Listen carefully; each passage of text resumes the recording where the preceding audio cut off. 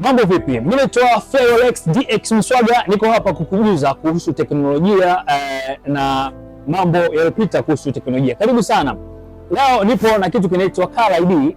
Color ID ni nini? Color ID ni programu maalum inaitwa Color Identification. Ni programu ambayo inakuwezesha wewe ku-identify mtu anakupigia simu. Zamani mwaka 1971 huko Marekani kuna mtaalamu wa programu anaitwa Theodore. Yeye ndio mwanzilishi wa programu inaitwa Color ID. Yeye alitengeneza programu hii mahususi kabisa kwa sababu simu zamani kwa ukipiga inaleta neno calling au inaleta neno kupiga.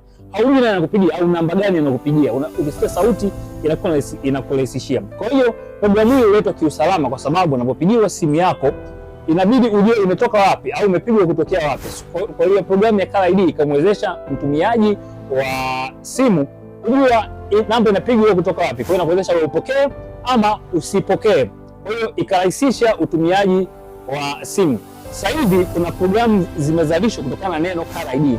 Inaitwa True Color, programu mpya ambayo inakuwezesha kujua jina au kama ni scam au kama kuna shida yoyote, inakuwezesha. Ni programu ya kiusalama, inakuwezesha kujua jina au picha yanakupigia au kama nambari hiyo ina changamoto, ni scam, yani namba ya matapeli. Ile programu ya True Color itakuwezesha, lakini ni zao la programu inaitwa Color ID, yani Color Identification.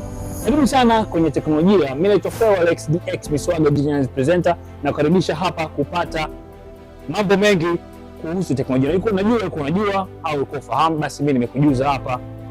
Chao.